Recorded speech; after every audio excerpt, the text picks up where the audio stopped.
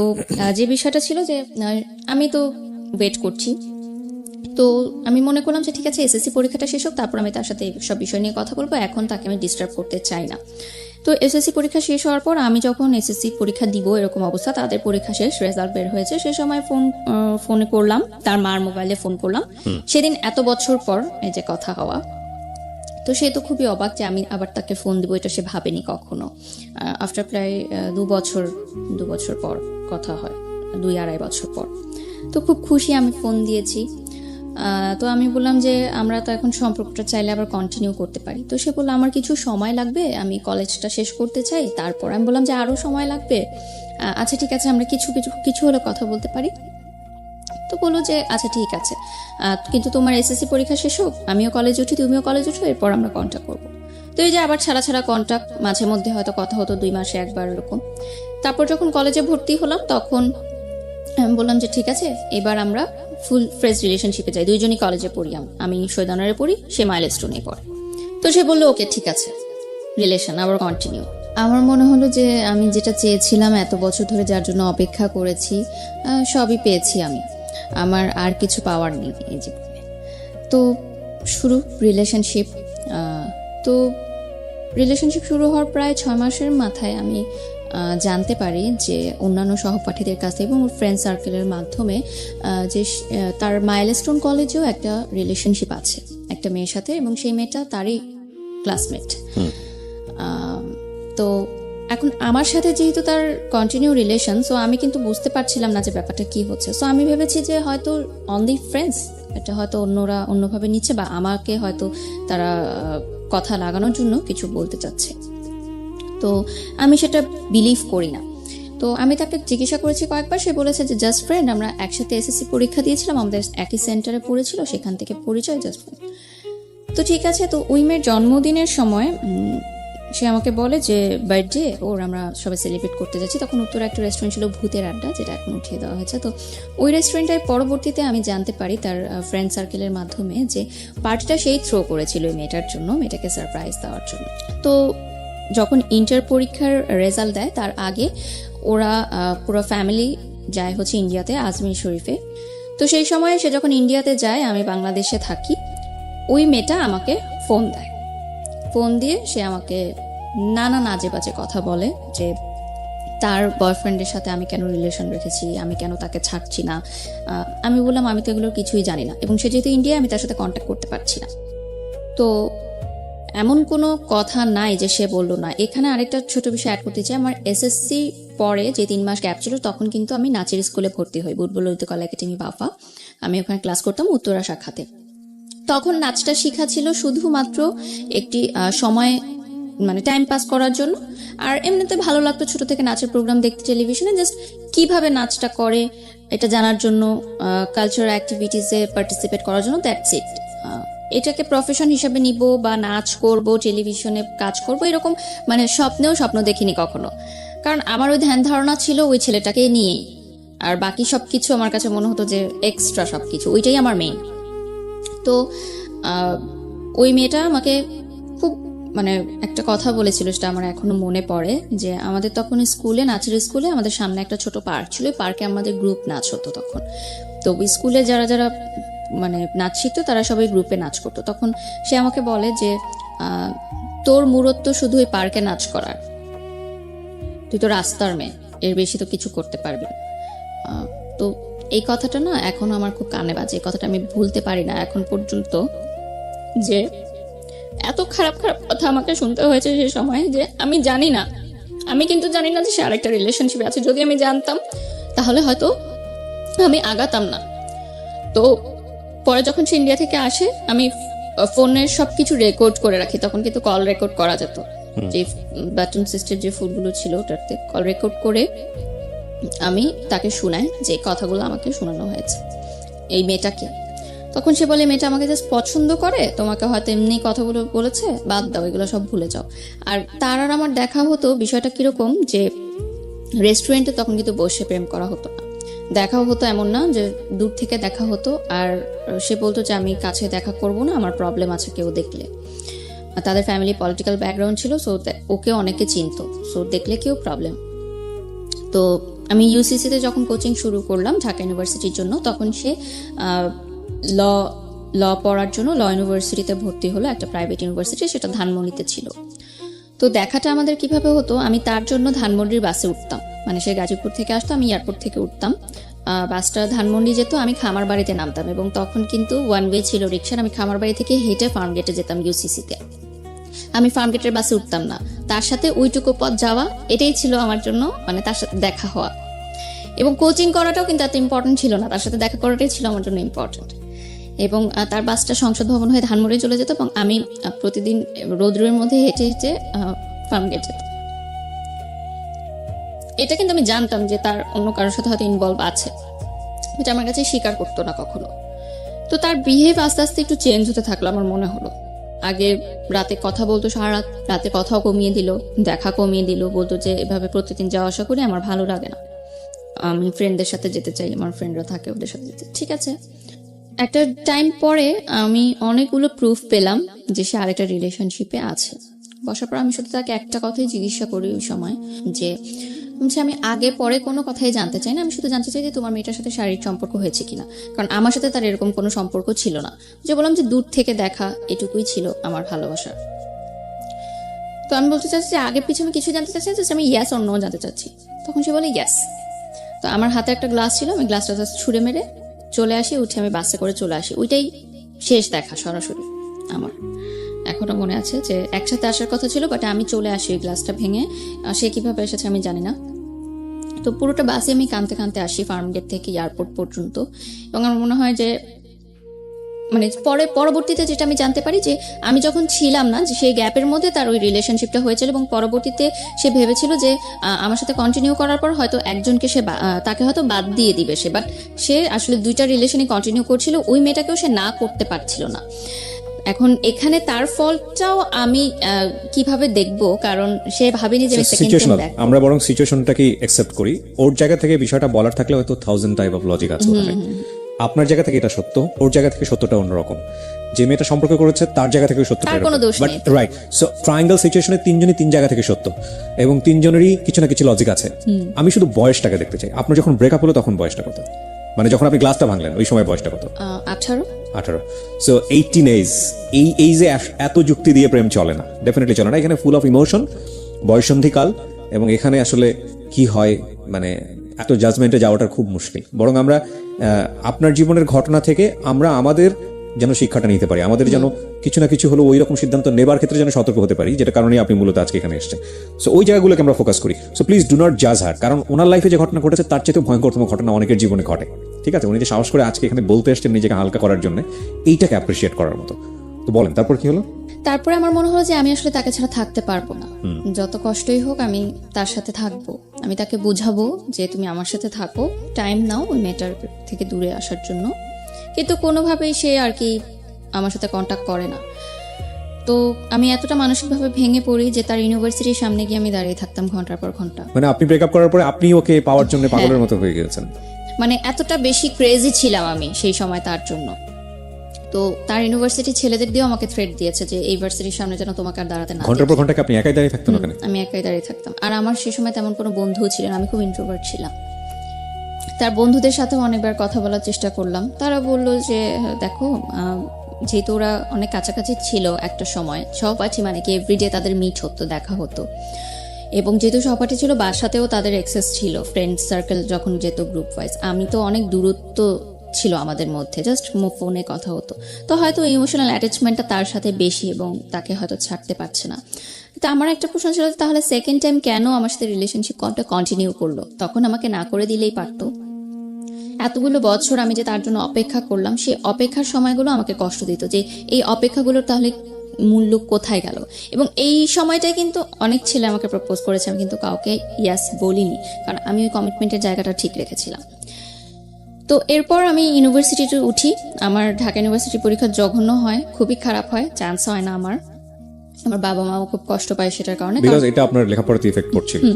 আমি যখন ইন্টার পরীক্ষা দিই তখন আমার যখন প্রেম চলছিল, আমি কিন্তু ইন্টার সেকেন্ড ইয়ারে গোল্ডেন A+ পাই মানবিক শাখা থেকে, এবং ঢাকা বোর্ডে 22তম স্থান অধিকার করি, মানে মোট নাম্বারের দিক থেকে।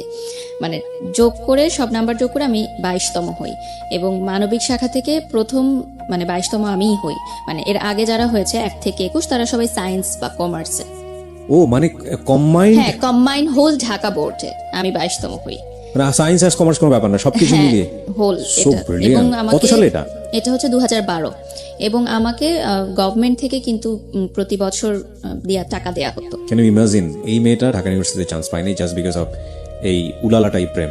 ওকে, তারপর এটাই আসলে লার্নিং এর বিষয়। যারা এখন দেখবে যে পড়াশোনাটা অনেক বেশি ইম্পর্টেন্ট, কারণ জীবনের ক্যারিয়ারটা টোটালি চেঞ্জ হয়ে যায় কিন্তু এই আপনার এই গল্প এখন পর্যন্ত আমাকে মানে এই মোমেন্টটা আমাকে ধাক্কা দিয়েছে। এর আগ পর্যন্ত আমি শুনেছি জীবনে এই ধরনের গল্প বহু শুনেছি, কিন্তু গা শিউরোটার ফিলিংস আমি খুব কম গল্পেই পাই, এখন উঠেছে। মানে আমার টিচাররা এবং আমার ফ্যামিলি ফ্রেন্ডসরা সবাই চিন্তা করেছিল যে আমি যে কোনো একটা সাবজেক্টে তো পাবোই, মানবিক শাখার কিন্তু অনেক সাবজেক্ট থাকে, এমন না যে আমাকে টপ সাবজেক্টগুলোতেই পেতে হবে চান্স। তো আমি পুরো এক্সামও দিতে পারিনি, আমি একটু সিক ছিলাম।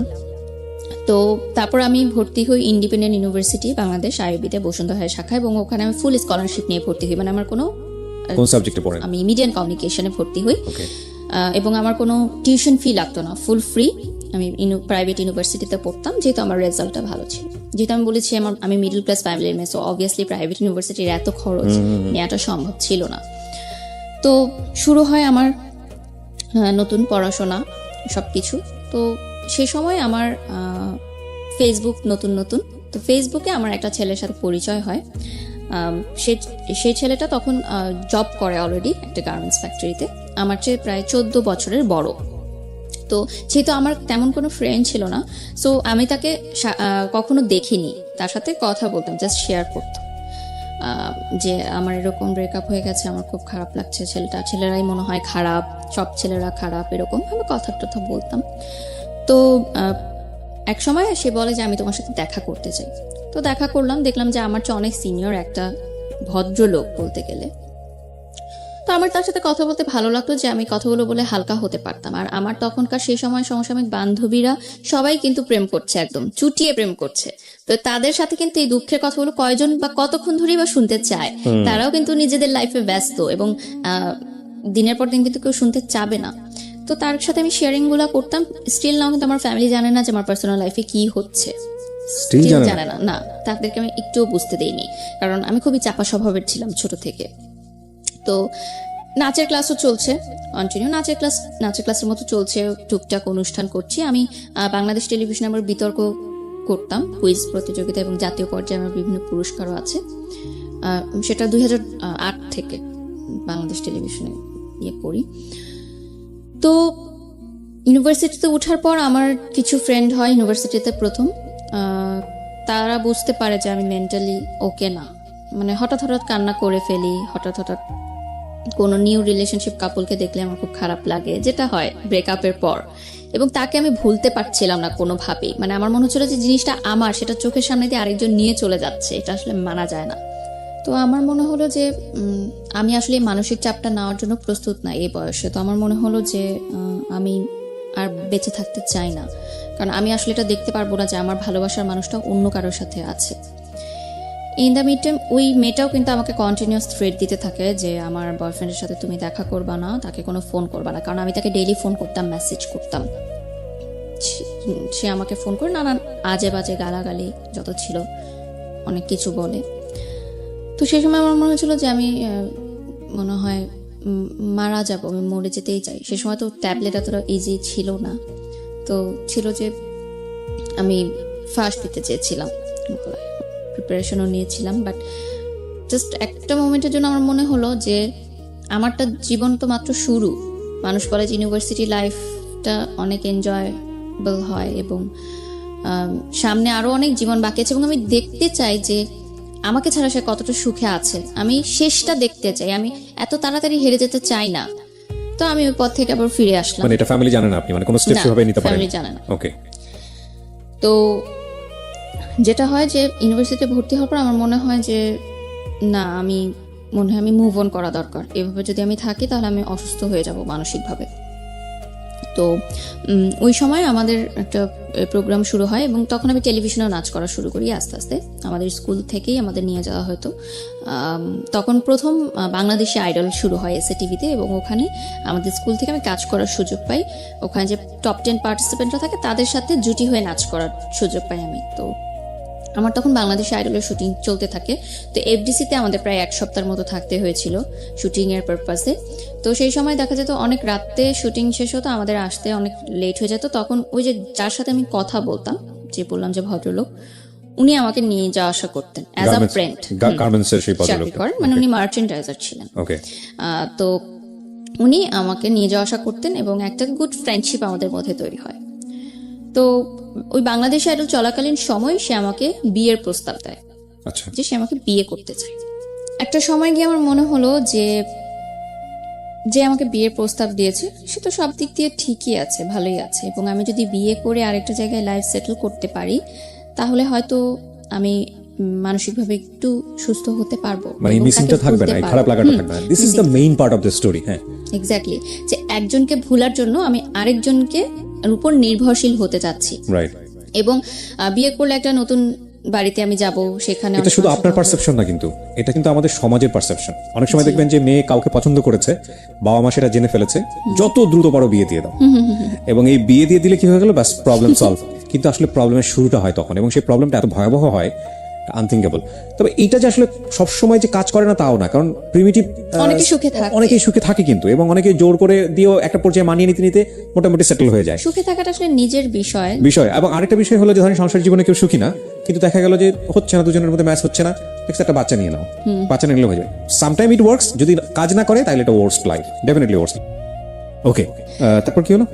তারপরে আমার মনে হলো যে ঠিক আছে, তো আমার বাসায় উনি বিয়ের প্রস্তাব দিল। আমি বললাম ঠিক আছে, আপনি বাসায় ফ্যামিলিগতভাবে কথা বলেন, যদি হয় অ্যারেঞ্জ ম্যারেজ হবে।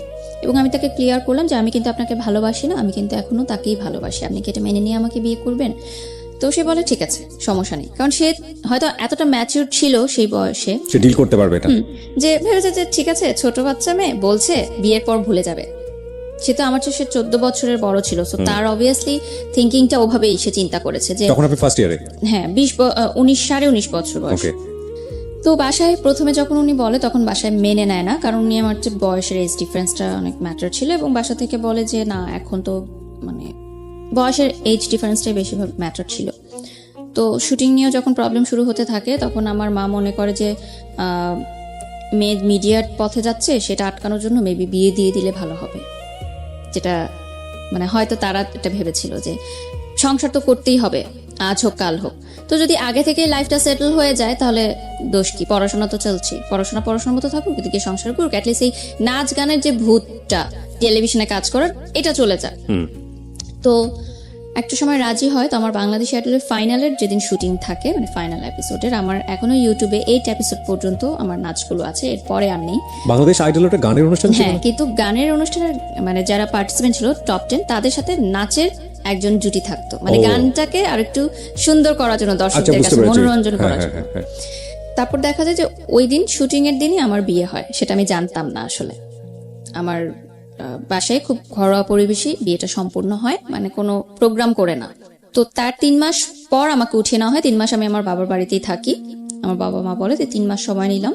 তো 3 মাসের মধ্যে গুছানো হয়, একটু ধুমধাম প্রোগ্রাম হয়, গায়ে হলুদ, মেহেদি, সব বিয়ে, বউ ভাত, সবকিছুই হয় সুন্দর। এটা কি ওই সময় ওই ছেলেটা জানতো যে আপনার বিয়ে হয়ে যাচ্ছে?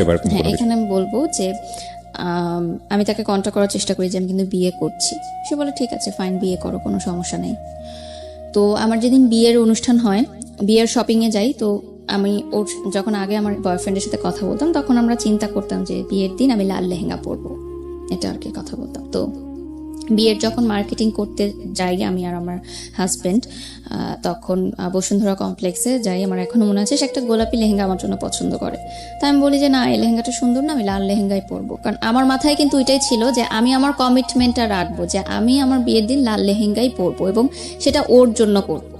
মানে আমার কার সাথে বিয়ে হচ্ছে বা আমার বিয়ে হচ্ছে সেটা কিন্তু তখন বিষয় না, আমার বিষয় হচ্ছে আমি আমার কমিটমেন্টটা রাখবো। তো আমি লাল লেহেঙ্গাই কিনি এবং আমি লাল লেহেঙ্গাই পরি আমার বিয়ের দিন। এটা আমার হাজবেন্ড জানতেন না যে আমি কেন লাল লেহেঙ্গাটা চুজ করলাম। তো পরবর্তীতে যেদিন আমার বিয়ের অনুষ্ঠান, আমার এখনো মনে আছে, আমি গুলশানে পার্সোনাতে শেষ করে আমি ফোন দিলাম আমার আগের বয়ফ্রেন্ডকে। নিচে কিন্তু গাড়ি দাঁড়িয়ে আছে, আমার মা এসেছে আমাকে নিতে। আমি যাওয়ার আগে জাস্ট ফোন দিলাম যে আমার বিয়ে হচ্ছে, আজকে আমার বিয়ে, তুমি যদি এখনো আমাকে বলো আমি এই মুহূর্তে চলে আসবো গাজীপুরে।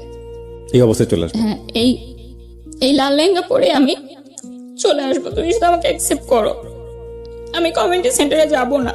কিন্তু আমার কিন্তু অলরেডি আক্ট হয়ে গেছে, ওইটা কিন্তু আমার প্রোগ্রাম। তারপর আমি বলি যে আমি সব ছেড়ে চলে আসবো। আমি মানে এত কিছু চিন্তা করি না যে আমার ফ্যামিলি কি ভাববে, বা এতগুলো মানুষ যে আমার বিয়ের দাওয়াতে এসেছে তারা কি ভাবিনি। আমার মনে হয়েছে যে বিয়ে হয়ে গেলে তো আমি সারা জীবনের জন্য তাকে হারিয়ে ফেলবো, শেষ সুযোগটুকু নেই। তাহলে অ্যাটলিস্ট আমার বিয়ের পর আমি এটা ভাববো না যে আমি, মানে একটা আফসোস থাকবে যে আমি শেষবার ট্রাই করতাম, কিন্তু এখন যদি সে আমাকে নাও করে দেয় অ্যাটলিস্ট আমার আফসোস নাই, হ্যাঁ আমি ট্রাই করেছি, আমি তাকে পাইনি। তো সে বলে যে না, আমি পাগলামি করো না, তুমি কমিউনিটি সেন্টারে যাও, বিয়ে করো। সেদিনও আমি কান্না করেছি অনেক। তো যাই, যথারীতি আমার বিয়ের অনুষ্ঠান হয়, বৌভাত হয়, সংসার শুরু করি। আমার সংসারে ছিলেন আমার যা, ননদ, ননাস, দেবর, মানে শ্বশুর শাশুড়ি ছিলেন না, কোনো মুরব্বী ছিলেন না, মুরব্বী বলতে তারাই ছিলেন। এবং এটাও একটা যে আমার হাজবেন্ডের প্রতি আমার ফিলিংসটা গ্রো করে, যে যেহেতু তার বাবা মা নেই, সে সবসময় বলতেন যে, মানে তার বাবা মার কবরস্থানে একবার আমাকে নিয়ে গেছিলেন দেখাতে, এবং সে বলেছিল যে এখানে আমি তোমাকে বলি যে আমি তোমাকে অনেক ভালোবাসি, আমার বাবা মাকে সাক্ষী রেখে বলছি। তো সেই জিনিসটা আমাকে অনেক বেশি ইমোশনালি অ্যাটাচ করে। সেই সময় কিন্তু আমার মনে হচ্ছে ঠিক আছে, বিয়ের পর নাচ পছন্দ করতো না আমার শ্বশুর বাড়ির, ওনারা খুবই কনজারভেটিভ ছিলেন, তারা বোরখা পরতেন, আমাকে হিজাব করতে কখনো ওনারা বাধ্য করেননি, কিন্তু নাচ করা যাবে না। তো আমার হাজব্যান্ডের কাছে আমি বললাম যে আমার তো নাচ অনেক পছন্দ, কি করবো? সে বলছে ঠিক আছে, তুমি টেলিভিশনে বা মঞ্চে কোনো প্রোগ্রাম করতে পারো না, জাস্ট নাচের ক্লাসটা করো, কিন্তু সেটাও শ্বশুর বাড়িতে জানানোর দরকার নেই, সেটা তুমি আমার পারমিশন নিয়ে করো। তো আমি জাস্ট নাচের ক্লাস করতাম, বাট তখন এগুলো আমার কাছে কোনো ম্যাটার করতো না। তো আমার মনে হয়েছে যে আমার লাইফ হবে আর 10টা মিনিটের মধ্যেই আমার বিয়ে হয়ে গেছে, বাচ্চা হবে, একটা সংসার হবে, দ্যাটস ইট। মানে নাচ করব, মিডিয়ায় কাজ করব, সাজবো, এগুলো কখনোই আমার মাথায় ছিল না। আপনি বলতেছেন আর আমি আপনার ওই ক্লাস 7 থেকে মানে এখন যতটুকু বলেছেন ততটুকু পর্যন্ত আমি মাথার মধ্যে আমি যোগ বিয়োগ করতেছি।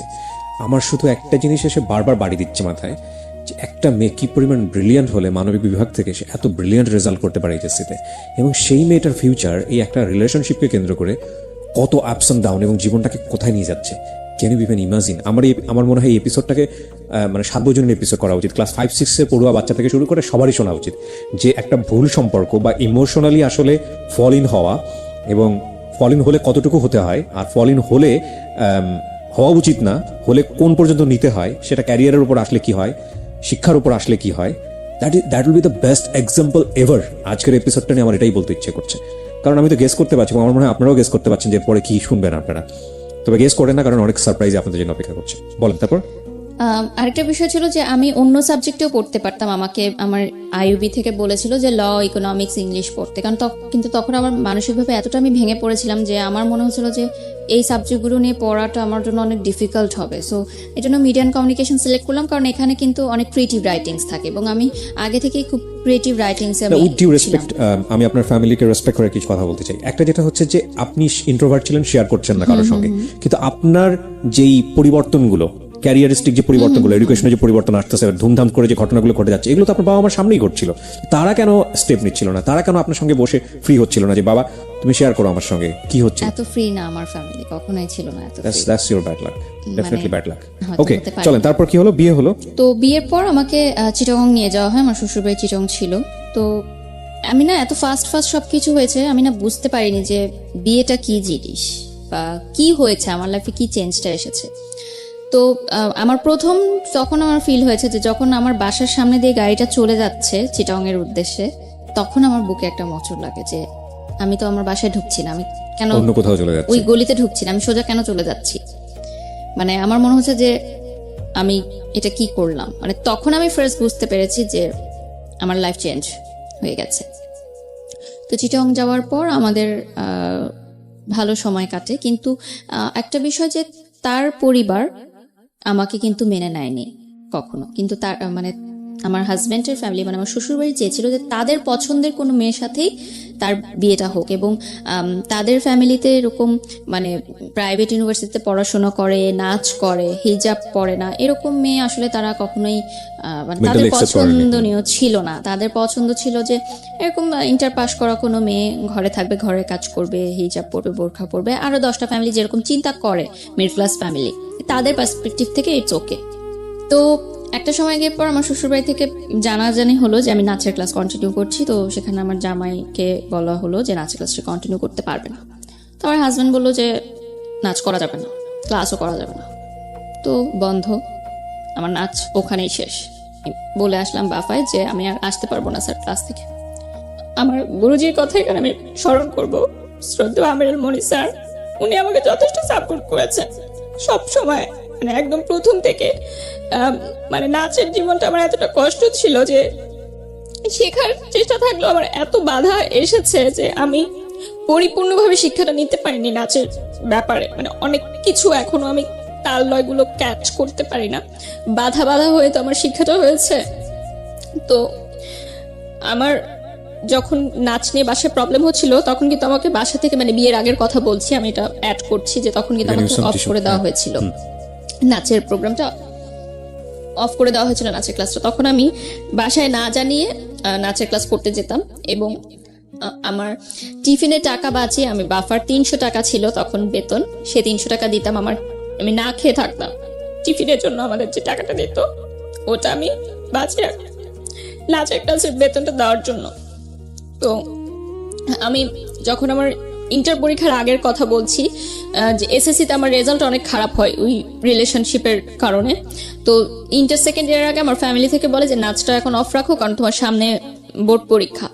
বাট তখন আমি নাচটা কন্টিনিউ রাখি, এবং আমি মানে কলেজ ড্রেস পরে আমি নাচের ক্লাসে যেতাম, মানে প্রাইভেট পড়ার নাম দিয়ে মিথ্যা কথা বলে যেতাম। তখন আমার গুরুজি আমাকে বলেছিলেন যে তুমি একদিন অনেক বড় কিছু করতে পারবা।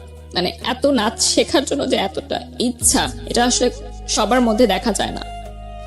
তো ওই সময় যখন আমার নাচটা বন্ধ হয়ে গেল তখন আমার গুরুজি বললেন যে ঠিক আছে, সমস্যা নাই, বিয়ে হয়েছে, সংসার করো, পরে কখনো নাচ শেখা আবার শুরু করো, নাচ শেখার তো কোনো বয়সের শেষ নাই। বাট হাজবেন্ড যেটা বলে সেটা শোনা উচিত।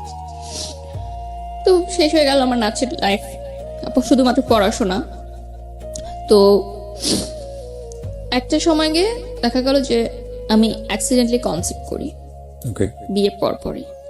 তো কনসিভ করার পর আমার মা বিয়ের আগেই বলে দিয়েছিল যে আমি বিয়ে দিচ্ছি তোমাকে, মানে আমার মেয়ের সাথে, কিন্তু আমার মেয়ের পড়াশোনায় কোনো হ্যাম্পার হওয়া যাবে না।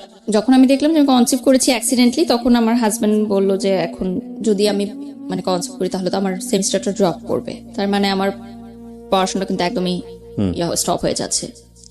তো উনি ডিসাইড করলেন যে আমরা বাচ্চাটা রাখবো না। এটা আমার সিদ্ধান্ত ছিল না, কারণ ওই সময় আমি কিন্তু ইমোশনাল ছিলাম এবং আমি কিন্তু রাখতে চেয়েছিলাম বাচ্চাটা। সে বললো যে আমরা এটা নিব না, কারণ তোমার মা আমাকে অনেক আশা করে তোমাকে দিয়েছে, তো আমি যদি এখন তার কথাটা না রাখি এটা ভালো দেখায় না, আর আমি এখনো প্রিপেয়ার্ড না।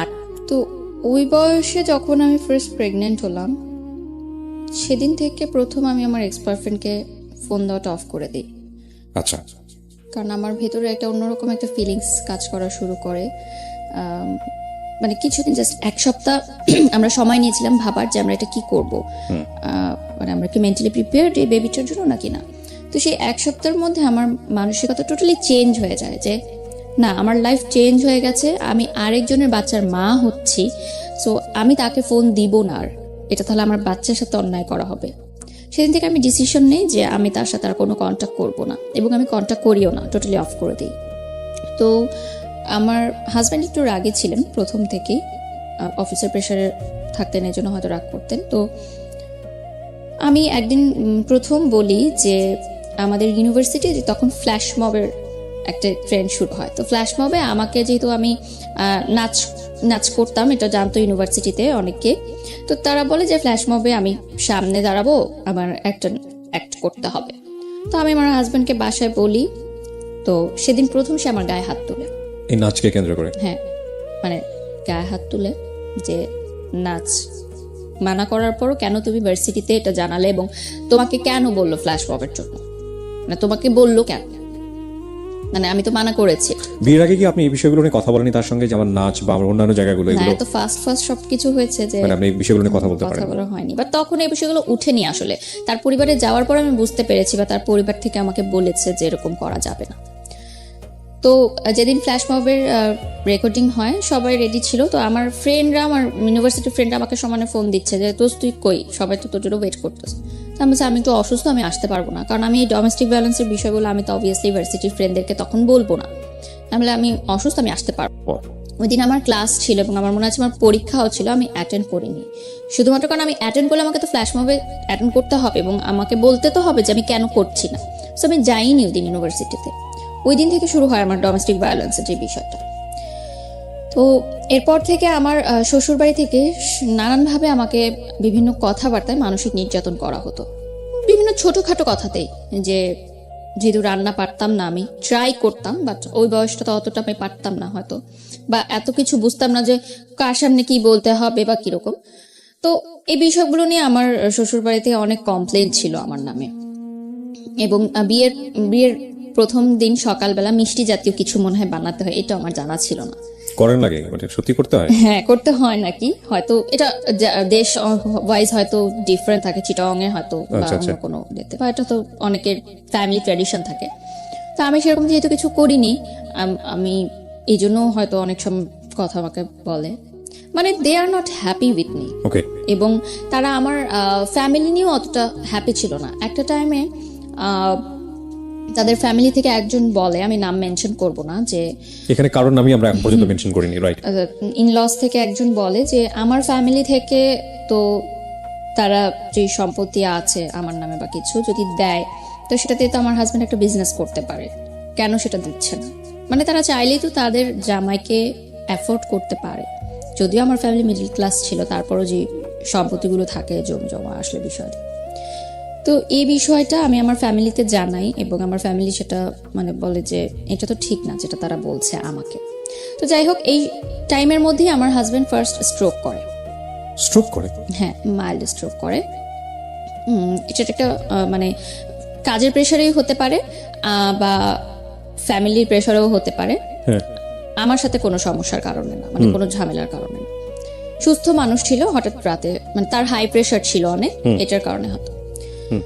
তো ইউনাইটেড হসপিটালে তাকে নিয়ে যাওয়া হয় এবং সেদিন সে আমার বাসাতেই ছিল, মানে আমার মায়ের বাসাতেই ছিল। আমরা নিয়ে যাই তাকে হসপিটালে। তো আইসিইউতে সে ছিল 2 রাত।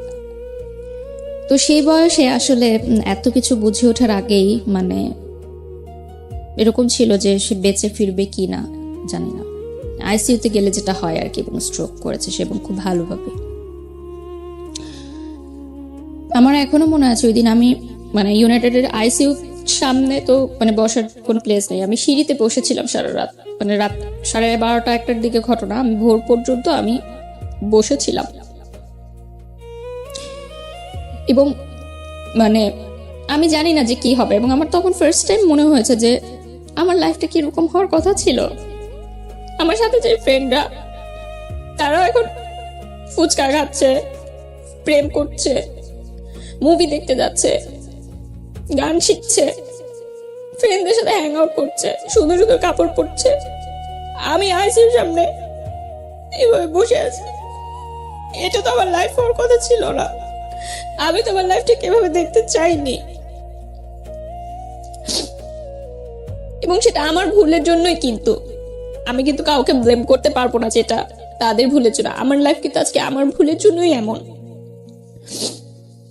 তো ভোরের দিকে আমার দেবর এসে আমাকে একটা জুস কিনে দিল, জুস খেলাম, কারণ আমি নিজেও অসুস্থ হয়ে যাচ্ছিলাম আসলে ওই সময়টায়।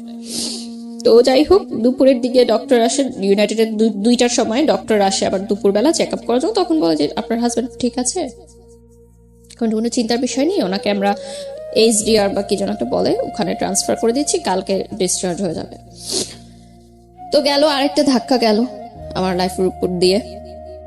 তার কয়েক মাসের মধ্যেই আমার হাজবেন্ডের আরেকটা জটিল রোগ ধরা পড়ে, এবং সেটা বেশ জটিল ছিল। আমি এখন বলতে পারবো না, হয়তো স্ক্রিনে তার হয়তো কোনো ক্ষতি হোক না, ঠিক আছে, আমি জানতে চাই না। যেটার কারণে তার খাওয়া দাওয়ার অনেক রেস্ট্রিক্টেড হয়ে যায়, এবং এটা বাই জেনারেশন ছিল এই রোগটা। তো দেখা যায় যে খুব পরিমিত হয়ে যায় তার লাইফস্টাইলটা, এবং একটা অপারেশন হয়, মেজর অপারেশনের পর তার বেশ কয়েকদিন বেড রেস্টে থাকতে হয়। তো তখন কিন্তু একটা ডিস্টেন্স ক্রিয়েট হয়, মানে হাজব্যান্ড ওয়াইফের যে রিলেশনটা থাকে সেটার ব্যাপারে ডিস্টেন্স ক্রিয়েট হয় প্রায় 1 বছরের মতো ছিল। 1 year? 1 year। এবং এমনও ছিল না যে এর আগেও খুব বেশি মানে ভালো ছিল, সুখকর ছিল ওই লাইফটা। তারপরও 1 বছরের ডিস্টেন্স আমার মনে হয় যে অনেক কিছু চেঞ্জ হয়। কারণ একটা হাজব্যান্ড মেন্টালিটি তো চেঞ্জ হওয়াটা স্বাভাবিক, এটা খুবই ইম্পর্টেন্ট। তো ইভেন যদি বন্ডেজটা না থাকে। হ্যাঁ, See, বন্ডেজটা আমি একটা মানুষের সঙ্গে স্টে করতেছি, একই বিছানায় ঘুমাচ্ছি, না হোয়াট ফর, রিজনটা কি? আপনি যদি একটা মানুষের সঙ্গে স্টে করেন, ওই মানুষটার পারপাস আপনি সার্ভ করতেছেন, ইটস আ রিলেশনশিপ, লাইক সে আপনার কিন্তু সম্পর্কের জায়গা থেকে হাজব্যান্ড, কিন্তু এই মানুষটার আপনি পারপাসই ছিল এই মানুষের কাছে আসা যে আমি এক ধরনের রিমেডি চাই আমার পাস্ট লাইফে। ইট ইজ নট, মানে অ্যাকচুয়ালি কাজ করতেছে না। সেকেন্ড হচ্ছে যে ওখানে গিয়েও আপনি আপনার জায়গা থেকে যেটা চেয়েছিলেন সেভাবে হচ্ছে না, হ্যাপি না। থার্ডলি হলো যে সম্পর্কের জায়গাটা, স্বামী স্ত্রী যে সম্পর্কের জায়গাটা, ইট ইজ নট সাউন্ড। এখন সবকিছু মিলায়ে দ্য এম ইজ জিরো, মানে ultimately next day is zero. তাহলে আমি এই মানুষের সঙ্গে স্টে কেন করছি? মানে তাকে আমি তো ভালোবাসি না। সো দেখেন সম্পর্কটা কতটা জটিল জায়গায় চলে গেছে। হ্যাঁ, তারপরে মানে সেই সময় আমার মনে হয়েছে যে that was a wrong decision, যে আমার এই বয়সে বিয়ে করলাম, একজনকে ভুলার জন্য আরেকজনের উপর নির্ভরশীল হলাম, এবং তাকেও আমি ভালোবাসতে পারছি না। তো আপনি যখন এই রিলেশন, মানে হাজবেন্ড থাকা অবস্থায় আপনার এক্স বয়ফ্রেন্ডকে ফোন দিচ্ছিলেন, এক্স বয়ফ্রেন্ড তো আপনার জায়গা থেকে আমি বলতে পারি না, কারণ তখন আপনি তাকে লাভ করে চলেছেন, বাট তার জায়গা থেকে কি সেটা আমরা জানি না। সো ও কি বলতো, ও কি বলতো যে তুমি সংসার করো ঠিক মতো, হ্যাঁ, এটাই বলতো। বা ও বলতো না যে ব্যাক করো বা না, ওরকম কোনো না, কিছু? কখনোই না। তখন ওর সাথে ওই মেয়েটার সম্পর্ক কি কেমন এখানে চলছিল? একটা টুইস্ট আছে, যে মেয়েটার কারণে আমাকে ছেড়ে গেছিল, আমার বিয়ের পরই সেই মেয়েটা একটা প্রবাসী ছেলেকে বিয়ে করে মানে বিদেশে চলে যায়। তারপরেও এই ছেলেটা আপনার বিয়ের পরে আপনাকে আর কোনো প্রকার, মানে সে কখনো কল করতো না? না, তার জায়গাতে সে কিন্তু আমার সেও কাছে, কিন্তু কষ্ট পেয়েছে। হ্যাঁ কষ্ট তার পেয়েছে, relation break up কিন্তু হওয়ার আপনার ধরেন এই কষ্টের জায়গাটা থেকে কিছুটা রেমেডি চাইলে আপনাকে নক দিতে পারতো, advantage নিতে পারতো। কিন্তু সে সেটা নেয়নি। কারণ তখনও কিন্তু আমি উইক ছিলাম ইমোশনালি তার জন্য, বাট সে চেয়েছে যে আমার সংসারটা নষ্ট না হোক। ডেফিনেটলি অনেক শেখার আছে আজকের এই গল্প থেকে, বিলিভ মি। বলেন তারপরে যেটা হয় যে ওই বয়সটায় না এত কিছু আমি বুঝতাম না যে হার্টের পেশেন্টকে কিভাবে ট্রিট করতে হয়, বা এই ধরনের জটিল রোগের পেশেন্টকে কিভাবে ট্রিট করতে হয়। তো যাই হোক, তারপর একটা সময় সিদ্ধান্ত হলো যে আমরা আলাদা থাকবো, মানে আমার ভাসুরের বাসায় একসাথে না থেকে আমরা আলাদা থাকবো, কারণ ওখানে রুমেরও সংকট ছিল এবং তার ছেলেমেয়েরা বড় হয়ে যাচ্ছিল, আমার হাজব্যান্ডের এরকম প্রবলেম ছিল, জটিল রোগ ছিল।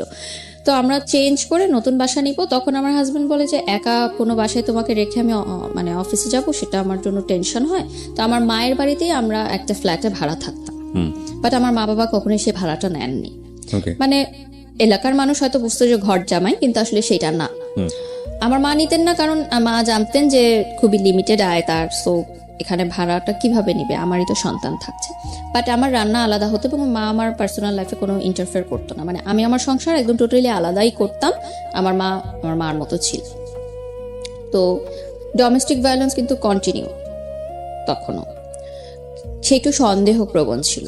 মানে আমি যে ইউনিভার্সিটিতে যেতাম, আমার মানে ছেলের বন্ধু ছিল না, কিন্তু আমার গ্রুপ স্টাডিজের কারণে প্রাইভেট ইউনিভার্সিটির যেটা হয় যে গ্রুপ করে দেওয়া হয় এবং আমাদের কিন্তু কন্ট্যাক্ট করতে হয় ফেসবুকে বা থ্রুতে।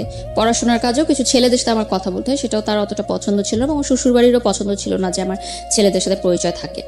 তো ওই যে আমার বয়ফ্রেন্ডের একটা বেস্ট ফ্রেন্ড ছিল, যার কথা বলছিলাম, তার সাথে কিন্তু আমার কন্টিনিউ সম্পর্ক, কারণ সে আমাকে একটা সময় হেল্প করেছে ইনফরমেশনগুলো দিয়ে, সো তার প্রতি কিন্তু আমি কৃতজ্ঞ। তো সে মালয়েশিয়াতে পড়াশোনা করতে চলে যায় হায়ার স্টাডির জন্য, গ্র্যাজুয়েশনের জন্য। তো সে এত বছর পর মালয়েশিয়া থেকে যখন ব্যাক করে, সে বলে যে আমরা চলো দেখা করি। তাকে আমি জাস্ট ভাই ডাকতাম এবং সে আমাকে ছোট বোনের মতোই করতো।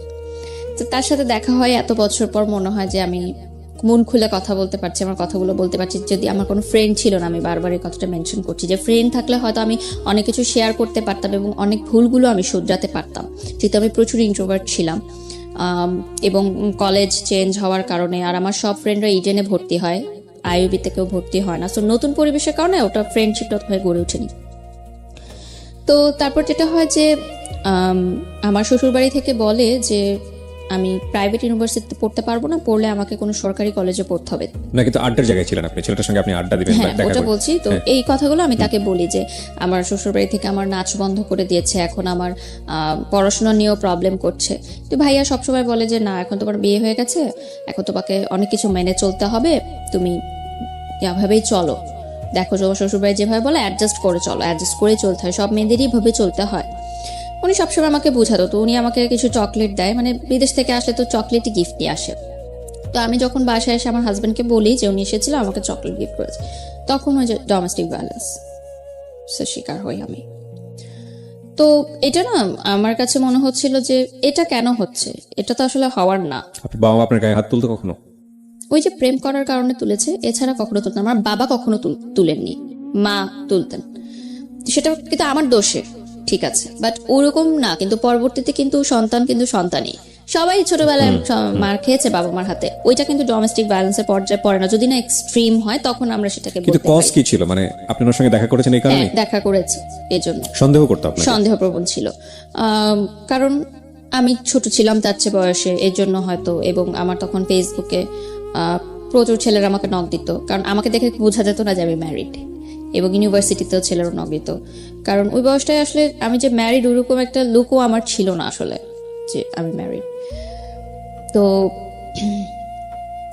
সব দিক থেকে সমস্যা বলছিল যে আমি পড়াশোনা করতে পারবো না, আমি ইউনিভার্সিটি যেতে পারবো না, কারণ ইউনিভার্সিটিতে গেলেই আমি দেখা যাবে বাইরে যাচ্ছি। মানে এটা আপনার আপনার বাড়িতে বসেই এই ঘটনা?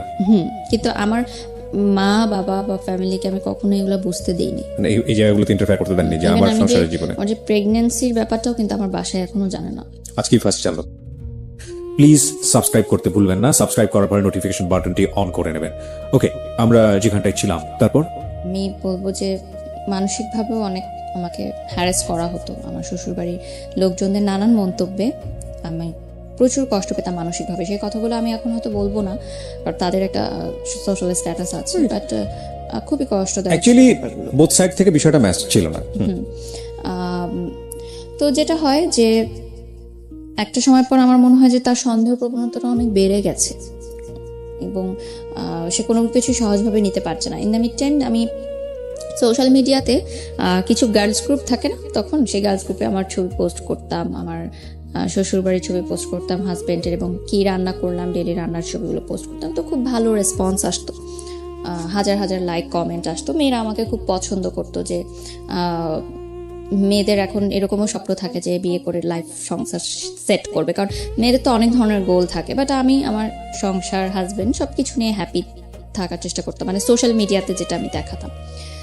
তো সবাই আমাকে খুব প্রেস করতো। তো এর মধ্যে একজন আমাকে নক দেয় যে আপু আমার একটা নতুন পেজ আছে। তখন নতুন নতুন কিন্তু মেয়েরা বিজনেস স্টার্ট করে, যে ফেসবুকে লাইভ করে, জামা কাপড় বিক্রি করে। এখন এটা খুবই অ্যাভেলেবল, বাট যেই সময়ের কথা বলছি 2014-15 কথা, তখন মাত্র শুরু হলো। তো আমারই পরিচিত একটা মেয়ে ইউনিভার্সিটির, ও আমাকে বলে যে আমার কয়েকটা শাড়ি আর ড্রেস আছে, তুমি পরে একটু ছবি তুলে দিবে। ওটাও কিন্তু তেমন ফটোশ্যুট না যে স্টুডিওতে গিয়ে হবে, বাসায় ঘরোয়াভাবে ও মোবাইলেই কিছু ছবি তুলবে, জাস্ট ওর বাসায় একটা সুন্দর টেরাস আছে ওখানে। তো আমি আমার হাজব্যান্ডকে বলি যে আমি এরকম করতে চাই। সে বলে যে না, ফটোশ্যুট তো করা যাবে না, মানে মিডিয়া রিলেটেড কোনো কাজই করা যাবে না। তো ওই মেয়েটা আমাকে অনেক রিকোয়েস্ট করে। তো আমি বলি যে আচ্ছা ঠিক আছে, আমি ছবিটা তুলবো, বাট এই ছবিটা বেশি জায়গায় তুমি প্রকাশ করো না, কারণ আমার হাজব্যান্ড জানে না। তো আমি যাই, ইউনিভার্সিটি শেষ হওয়ার পর আমি ছবিগুলো তুলি, এবং আমার মনে হয় কি যে আমি হয়তো কাজটা শেষ করে বাসায় এসে যদি তাকে বলি তাহলে হয়তো জিনিসটা ইজি হয়ে যাবে। আর বিষয়টা তো এমন না যে খুব মানে বিলবোর্ড হয়ে যাচ্ছে আমার, আমি টেলিভিশনে চলে আসছি। এটা জাস্ট একটা অনলাইন পেজের জন্য, এবং সেই পেজটা জাস্ট নতুন একটা পেজ, জাস্ট ছবিগুলো দেওয়ার জন্য। তোর বাসায় যাই আমি, ও আমার 2টা শাড়ি 2টা ড্রেস পরে ছবি তুলে, ওর মোবাইলেই তুলে রুমের মধ্যে। তো ছবিগুলো পাবলিশ হওয়ার প্রায় কয়েক সপ্তাহ পর ইয়া হয়, তার কোন এক কলিগ সেই ছবিটার স্ক্রিনশট তাকে দেয়। তো ইন দ্য মিড টাইম আমি বলেছি যে আমার একটা ফ্রেন্ডের এরকম ড্রেস দিয়েছিল, আমি পরে ছবি তুলেছি। তো সে অতটা ইয়া করেনি যে ঠিক আছে, মানে ফটোশ্যুট টাইপ এটা বলি। তারপর যখন তার কলিগরা একটা ছবি দিল, তারপর ওই যে সেম ডোমেস্টিক ভায়োলেন্স। তো আমার কথা হচ্ছে যে আমি তো খারাপ কিছু করিনি, আমি তো অন্যায় কিছু করিনি, আর আমাকে কেন এরকম মানে ফেস করতে হবে? সবই তো আমি স্যাক্রিফাইস করলাম, সবই তো করলাম, নাচটাও ছেড়ে দিলাম, তাহলে কেন এই ছোট ছোট বিষয়গুলো আমাকে দেওয়া হচ্ছে? ইন্টারেস্টিং না বিষয়টা। মানে সে প্রথম কথা হচ্ছে মানে আপনার জায়গা থেকে আপনি যেভাবে বলছেন যে সমস্ত কিছু জেনে শুনেই আপনাকে বিয়েটা করেছে, 1। 2 নম্বর হচ্ছে যে আলটিমেটলি আপনি যেটা বললেন যে 14 বছর বয়সের ডিফারেন্স ছিল, সো আপনাকে সে কোনো না কোনোভাবে হ্যান্ডেল করতে পারবে এই সিচুয়েশনগুলোতে। সেখানে আপনাকে আমার যেটা মনে হয় খুব কমন সেন্সের জায়গা থেকে ফুল লিবার্টি দিয়ে ধীরে ধীরে বুঝিয়ে তার মতো করে গড়ে নেয়া, সেই জায়গাটা না করে বরং ইম্পোজ করছে, হ্যাঁ, এবং চাপাচাপি করছে, তখন তো আর বিষয়টা মানে কষ্টটা আরো বেড়ে যাওয়ার কথা, তাই না, সব দিক থেকেই। একদিন এরকম হচ্ছিল, তো আমার মা সামহাও এই ফ্ল্যাটে আসে হয়তো আমাদেরকে ডাকতে, তো গেটটা খোলা ছিল, তো সে দেখে যে আমার হাজব্যান্ড এটা করছে, গায়ে হাত তুলছে। ওই দিনই আর কি সেপারেশনটা হয় আমাদের।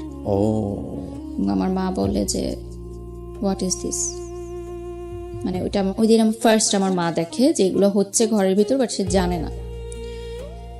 তো আমার মা বলে যে তুমি বের হয়ে যাও বাসা থেকে।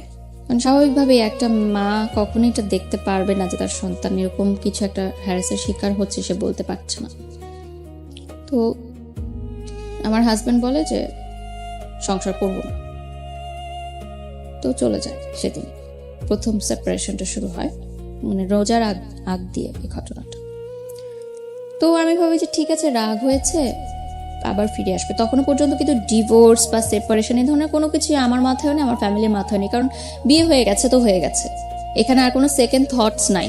মার খেলেও তোমাকে থাকতে হবে এই ঘরে, এবং হোয়াট এভার ইট ইজ তোমাকে এইখানেই থাকতে হবে, যেটা আমার না, বাংলাদেশের বেশিরভাগ মেয়েদেরই এটাই মানসিকতা। এবং আমি তো দেখি এখন, যেহেতু আমি সোশ্যাল মিডিয়াতে অনেক অ্যাক্টিভ, দেখি যে আমাদের বাংলাদেশে হাজার হাজার ঘরে মেয়েরা ডোমেস্টিক ভায়োলেন্সের শিকার হয় এবং তারা কিছু বলতে পারে না, দ্যাটস ওয়াই তারা সেটা মুখ বুজে সহ্য করে। এবং আরেকটা কথা যে ইকোনমিক্যাল ডিপেন্ডেন্সি থাকে না তাদের, যেটা সেই সময় আমারও ছিল না, আমি কিন্তু স্টুডেন্ট ছিলাম।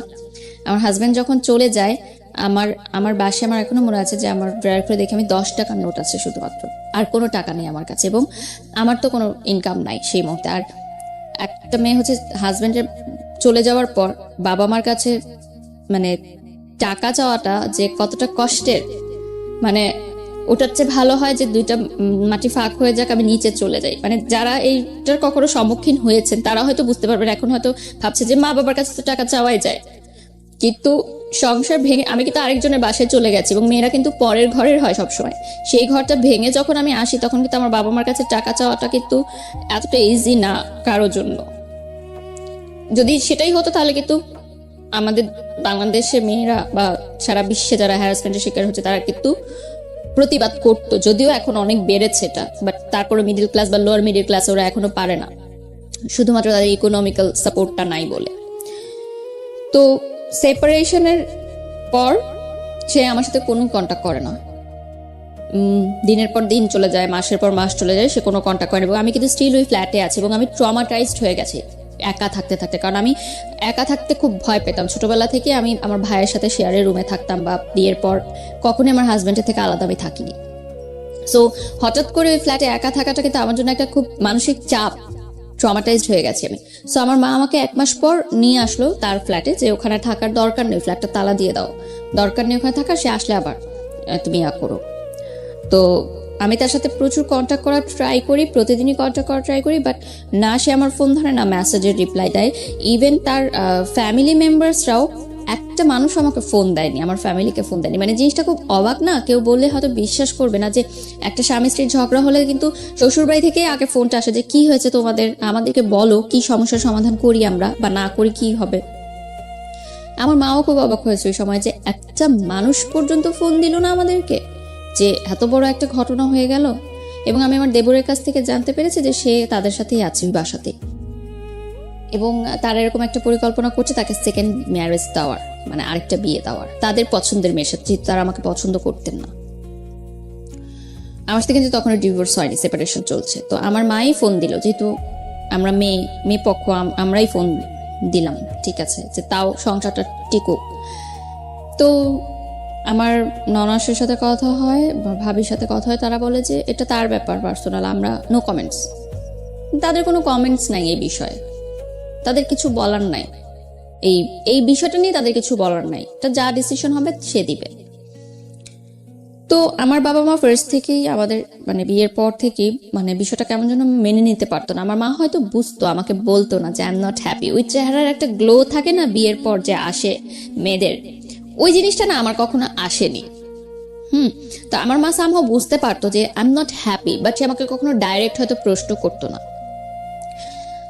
শুধু একদিনই প্রশ্ন করেছিল যে আমি অনেকদিন পর শ্বশুরবাড়ি থেকে এসেছিলাম, আমার মানে পুরো আমি কালো হয়ে গেছিলাম। তখন আমার মা জিজ্ঞাসা করছিল যে তুমি রোদ্রে কোথাও যাও যে এত কালো হলো? তা আমি বলছিলাম যে আমার কাপড়গুলো আমি রোদে দিতে চাই, মানে বালতি ভরে কাপড় রোদে দিতে যেতাম।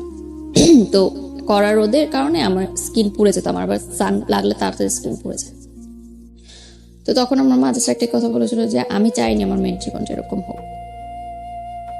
মানে এই জন্য তো সে আমাকে পড়াশোনা শিখায়নি আসলে। হ্যাঁ, অবভিয়াসলি উইথ ডিউ রেসপেক্ট, বাসার কাজ যারা করে ইটস ওকে, বাট শুধুমাত্রই যে এইটাই হবে আমার জীবন সেটা সে কখনো চাই। যেহেতু সে একজন কলেজের প্রফেসর, একটি স্বনামধন্য কলেজের প্রফেসর, আমার বাবা বুয়েট থেকে পাশ করা আর্কিটেক্ট। সো আমাদের ফ্যামিলি ব্যাকগ্রাউন্ড কিন্তু ওরকম না যে আমার চাচা ডাক্তার ছিলেন একজন, আমার অন্য চাচা প্রাইভেট টেলিকোম্পানিতে জব করেন, মানে সবাই খুব হাই পজিশনে আছেন। সেই জায়গা থেকে আমি এরকম হলাম। তো তারপরে যেটা হয় যে সেপারেশনের সময়টা আমার খুবই খারাপ কাটে এবং রোজার মাস চলে আসে। তো আমি বলি ঠিক আছে, আমি তো জানি আমার হাজবেন্ড বাসায় আছে, আমি ইফতার নিয়ে যাবো তার জন্য। ইফতারে নিয়ে গেলে আমাকে তো ইফতার করাবে, তখন আমি ইফতারের পর তাকে খুলে বলবো সবকিছু যে কি সমস্যা, ঠিক আছে তুমি যেভাবে চাও আমি সেভাবেই হবো। এবং আমি ডিসাইড করলাম যে ঠিক আছে আমি বোরখা পরবো, আমি হিজাব পরবো, তা আমার সংসারটা টিকুক। আমি হিজাব পরবো, বোরখা পরবো, দরকার হলে আমি পড়াশোনাও করবো না, আমার দরকার নেই পড়াশোনা করার, আমার এভাবে লাইফ চলছে চলুক, আমি করব, সংসার টিকাবো আমি। তারপরে নিচে যখন গেলাম আমার শ্বশুর বাড়িতে, আমাকে ঢুকতে দিল না বাসায়। তা আমি দারোয়ানকে ইফতারের বাটিগুলো দিয়ে আমি তার পাশের গুলিতেই ছিলাম, যে হয়তো আমাকে ফোন দিবে, অ্যাটলিস্ট আজানের আগে তো ফোন দিবেই। কারণ আমরা মানে একটা আননোন পার্সনও যদি ইফতারের সময় আপনার দরজায় আসে, আপনি কি করবেন? তাকে ইফতারি করতে দিবেন, সে যতই খারাপ মানুষ হোক না কেন। আপনি তাকে এক গ্লাস পানি দিবেন, ইফতার করতে দিবেন রোজা ভাঙার জন্য। মানে এখনো এই যে রমজান মাস চলছে, আমার রোজা রেখে বলতে খুব কষ্ট হচ্ছে, তারপরও বলছি যে রোজার মাসটা আসলে আমার একদম ভালো লাগে না। সবাই বলে যে সবাই অপেক্ষা করে মাসের জন্য, কিন্তু এই মাসটা আসলে আমি ভালো থাকতে পারি না। আমার এখনো মনে পড়ে যে উত্তরা হাই স্কুলের উল্টা দিকে যে ফুটপাথটা আছে উত্তরাতে, আমার শ্বশুর বাড়ি ওই সেক্টরে ছিল। আজান দিচ্ছে, আমি তখনও বসা, আমি ফোনের অপেক্ষায় আমাকে ফোন করবে, ফোন করেনি। আমি ওখানে বসা, আমার কাছে পানিও নাই, সব দোকানপাট, ওখানে কোন দোকানপাট ছিল না। তো ওই যে বিনামূল্যে ইফতার বিতরণ করে না, তারা এসে আমাকে একটা প্যাকেট দিয়ে গেল এবং তারা গাড়ি দিয়ে যাচ্ছিল, প্যাকেটটা ছুড়ে দিয়েছে, আমাকে এসে দেয়ও নি এমন। সো দ্যাট টাইম আমার মনে হয়েছে যে আমার লাইফ কোন পর্যায়ে চলে গেছে, যে আমি রাস্তায় বসে আছি, আমাকে ইফতারের প্যাকেট ছুড়ে দিয়ে চলে গেল। মানে আমি কি ভিখারির পর্যায়ে চলে গেলাম? আমার জীবনটা তাহলে কোথায় গেল? এবং আমার হাজবেন্ড, যার সাথে আমি 3-3.5 বছর সংসার করেছি, তার কি একটু বাদলো না যে আমি ইফতারটা করেছি কিনা, পানিটা খেয়েছি কিনা? মানে কি এমন হলো যে এতটা নিষ্ঠুর হয়ে যায় একটা মানুষ?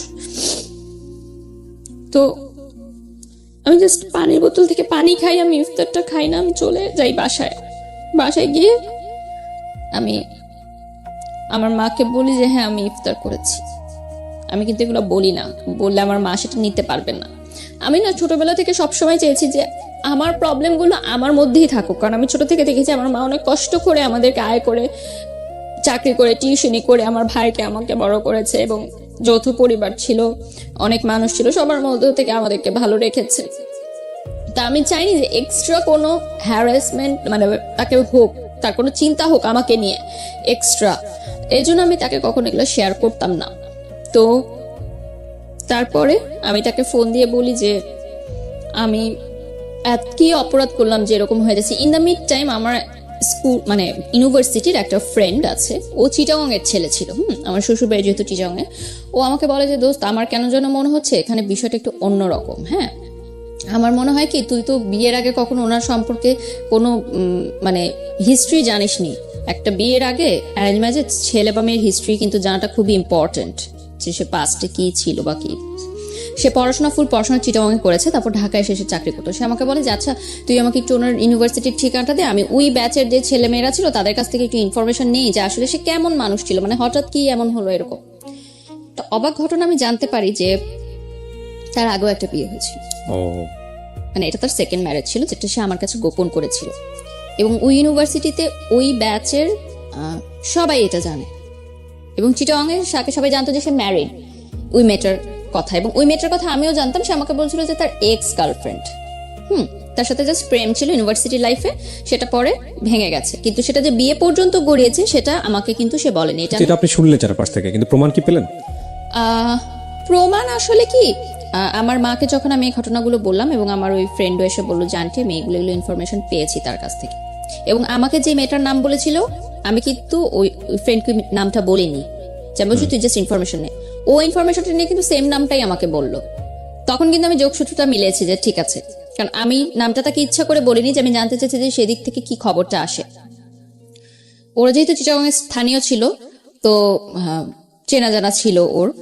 তো আমার ননাসকে ফোন করে যখন আমার মা বললেন যে এরকম একটা ঘটনা শুনলাম, চিটাগাংয়ের লোকে মুখে মানুষ বলছে, সে এত উত্তেজিত হয়ে গেল আমার মার সাথে, এবং মানে এত বাজে ব্যবহার করলো, আমার মা টোটালি অবাক হয়ে গেল। এবং সে বললো যে আচ্ছা, আমার মেয়ের নামে যদি আজকে কেউ কোনো কথা বলতো, আমি কিন্তু হেসে ঠান্ডা মাথায় কথাটা উড়িয়ে দিতাম। আপনি যেহেতু উত্তেজিত হয়ে গেলেন, সেটা থেকে আমি আপনার উত্তরটা পেয়ে গেছি যে এই ঘটনাটা সত্য না মিথ্যা। এবং তার 5 মিনিটের মধ্যে আমার হাজব্যান্ড আমাকে ফোন করবে, তুমি পাগল হয়ে গেছো, এই সেই অনেক নানান কথা বলে, যে আমার নামে তুমি মিথ্যা কথা রটাচ্ছ।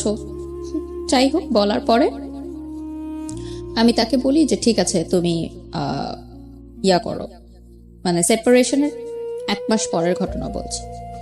1 মাসের মধ্যে কিন্তু এগুলো হয়েছে, যে রোজার মাসে।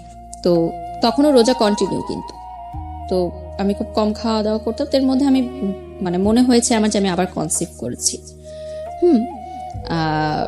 তো আমি তাকে যখন বলি, এটা দেখা হয়, আমি তাকে বলি যে আপনার সাথে আমার কিছু জরুরি কথা আছে, আপনি করে বলতেন আমি একটু আপনার সাথে দেখা করতে চাই। তো ওই যে বলতাম যে হাজব্যান্ড ওয়াইফের যে সম্পর্কটা, ওটা প্রায় ছিল না বললেই চলে, বাট একদমই টোটালি ছিল না সেটা তো না। তো কনসেপ্ট যখন আমি করি, তখন আমি চিন্তা করি যে এটা আমার মনে হয় আমার হাজব্যান্ডকে জানানো দরকার, যে মানে ডাউট করছি, তখনও শিওর না। তো সে আমাকে এত মানে খারাপ একটা কথা বলে, যে মানে সে আমাকে বলে যে এই বাচ্চাটা আমার না, এটা হয়তো অন্য কারো।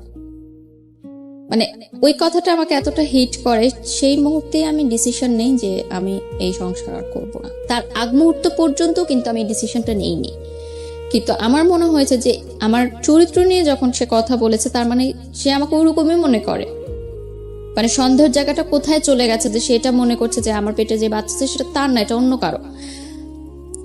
তো যাই হোক, সামহাও 1 সপ্তাহ পর আমি জানতে পারি যে না, আমি কনসিভ করিনি, রোজায় আমি কম খেয়েছি, হয়তো এই জন্য হয়তো আমার সার্কুলারটা অফ ছিল, তারপর আমার সেটা ঠিক হয়ে যায়। ওকে, মানে আই ওয়াজ নট প্রেগনেন্ট, মানে আমি ডাউট করেছিলাম। এ থেকে কিন্তু আমার একটা সুবিধা হয়েছে, যে আমি জানতে পেরেছি যে তার কি ধারণাটা আমার সম্পর্কে। এবং সে আমাকে মানে আরেকটা কথা বলেছে যে তুমি কি দিয়েছো আমাকে, লাইক নাথিং, আমি তাকে কিছুই দেইনি। সম্পর্কের শেষ পর্যায়ে এসে এই জিনিসগুলো খুব কমন। হ্যাঁ, কিছুই, এই যোগ বিয়োগ হিসেবগুলো খুব কমন, মানে দুপক্ষকে খুব ব্লেম করে যে আসলে তোমাকে পেয়ে আমার লাইফে কি হয়েছে, কিছুই হয়নি, end of the thing is zero, and the thing is that both side থেকেই মনে হয় শূন্য। এগুলো খুব কমন আপনার লাইফে যেটা এসছে, সেটা মোস্ট কমন স্টোরি, যারা ব্রেকআপের ক্ষেত্রে চলে যায় বা সম্পর্কের ডিভোর্সের ক্ষেত্রে চলে যায়, খুব কমন। প্লিজ সাবস্ক্রাইব করতে ভুলবেন না, সাবস্ক্রাইব করার পরে নোটিফিকেশন বাটনটি অন করে নেবেন। ওকে, আমরা যেখানটায় ছিলাম, তারপর আমার মনে আছে তারপর প্রায় 5-6 মাস আমি ঘর থেকে বের হইনি, একটা 4 দেয়ালের ঘরেই আমি ছিলাম। এবং মানে আমি জানতাম না যে সূর্য কখন উঠছে, সূর্য কখন ডুবলো, দিনের কোনো হিসাব থাকতো না আমার। মানে আমি এতটা মানসিকভাবে ভেঙে পড়লাম যে প্রথম যাকে ভালোবাসলাম তাকেও পেলাম না, সেই ভালোবাসা ভুলার জন্য যে বিয়েটা করলাম সেটাও আমার টিকলো না।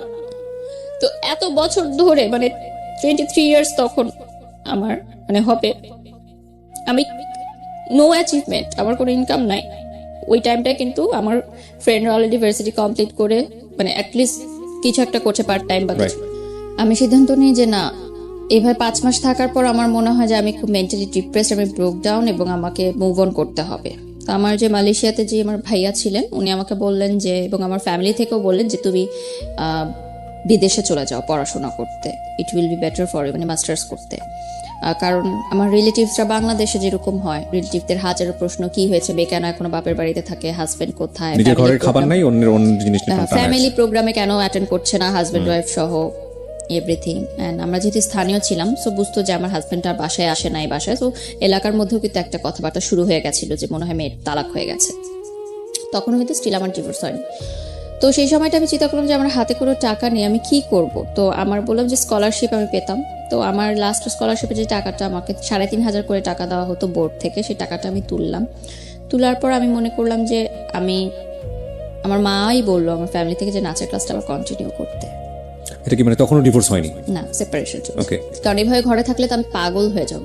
আর তখন আমার ভার্সিটি কিন্তু সেমিস্টার শেষ, জাস্ট থিসিস পেপার বাকি, ওটা কিন্তু বাসায় বসেই করতে হচ্ছে আমার। তো নাচের ক্লাস কন্টিনিউ শুরু করলাম। শুরু করার পর তখন আর্নিংটাই আমার কাছে মেইন ছিল। তো বিদেশে যাব পড়ালেখা করতে, এরকম একটা প্রিপারেশন নিলাম। মালয়েশিয়াতে যাব, স্টুডেন্ট ভিসা প্রসেসিং করতে বেশ কিছু টাইম লাগে। সেই টাইমের মধ্যে আমি নাচটা শুরু করি আবার, এবং ফটোশ্যুটও শুরু করি। যে কাজগুলো আমি এর আগে না করে দিয়েছিলাম সেগুলো শুরু করি। একটা কথা এখানে মেনশন করা জরুরি যে সেই সময় মিডিয়ায় কাজ করাটা ইম্পর্টেন্ট ছিল না, আমার জন্য ইম্পর্টেন্ট ছিল টাকাটা। আমার চলতে হবে, আমার টাকাটা লাগবে। এবং আমি স্টুডেন্ট ভিসার জন্য যেই সব প্রিপারেশনের খরচ লাগছে, যাওয়া আসা বা টুকটাক যে খরচ, ওগুলো চাচ্ছিলাম যে আমি দিই। বড় অঙ্কের টাকাটা আমার পরিবার থেকেই দেওয়া হয়েছে, আমার মা যথেষ্ট সহযোগিতা করেছে সেদিক থেকে। তো আমার সেই সময় আমি এমনও দিন গেছে যে 500 টাকার জন্য আমি নাচ করেছি, আমি 1000 টাকার জন্য 20টা শাড়ি পরেছি। মানে that time quality was not a matter, work was not a matter, remuneration was just a number for me. That time আমার বিজি থাকতে হবে, which is very important, যে বিজি থাকলে আমি ভুলে থাকতে পারবো সবকিছু, এবং আমার আর্নিংও হচ্ছে। সো আমি দেখলাম ভালো, সবাই অনেক ভালো রেসপন্স করছে আমাকে, আমার নাচ নিয়ে ভালো রেসপন্স করছে, শুট নিয়ে ভালো রেসপন্স করছে, আমি ভালো কাজের অফার পাচ্ছি। অবশ্যই অনেক বাজে প্রস্তাবের সম্মুখীন আমার হতে হয়েছে যখন একটা নতুন মেয়ে মিডিয়াতে কাজ শুরু করে, যে কোনো সেক্টরে, আমি শুধু মিডিয়ার দোষ দিব না। অনেকে সেটার মানে বাজে ফায়দা নিতে চায়, যেটাকে বলে হয়তো তারা মিডিয়া রিলেটেডও না, কিন্তু মিথ্যা প্রলোভন দেখায়, সেই প্রলোভনে অনেক মেয়ে ফাঁদে পা দিয়ে দেয়। সেটা আমি অনেকভাবে কাটিয়েছি, কারণ এর আগে আমি জীবনে অনেক কিছু দেখে এসেছি, তো আমি খুব বুঝতে পারতাম জিনিসগুলো। তো এরপর আমার নতুন জীবন শুরু হয় মালয়েশিয়াতে। আমি মালয়েশিয়া চলে যাই পড়ালেখা করতে, মাস্টার্স করতে মিডিয়া অ্যান্ড কমিউনিকেশন নিয়ে। আমার যে ভাইয়াটা ছিল, আমি ডর্মে উঠে গিয়ে আমাদের ইউনিভার্সিটি, আর যেহেতু নতুন দেশ, কিছু চিনি না, সো অবভিয়াসলি উনি হাতে ধরে সবকিছু চিনায়, মালয়েশিয়ার প্রতিটা রাস্তা, রোড, পড়াশোনা কিভাবে করতে হবে। এই ভাইয়াটা কি মানে আপনার এক্স বয়ফ্রেন্ডের best friend, still now best friend ছিল, বাট তাকে নিয়ে আমার কোনো কথা হতো না। জাস্ট জানতাম হ্যাঁ সে ভালো আছে, তার এখনো বিয়ে হয়নি, সে ভালো আছে এবং সে লয়ার হয়ে গেছে।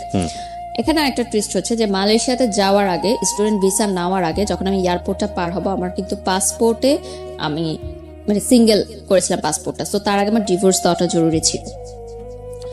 আমার ডিভোর্সের লিগ্যাল লয়ার ছিল আমার এক্স বয়ফ্রেন্ড, কারণ দ্যাট টাইম আমি কাউকে চিনতাম না, মানে কোনো লয়ার চিনতাম না, এবং আমি ফ্যামিলিতে বলিনি যে আমি ডিভোর্স সাইন করছি, কারণ আমার ফ্যামিলি বলেছে যে তুমি ডিভোর্স দিও না যতক্ষণ না পর্যন্ত ছেলে ডিভোর্স দেয়।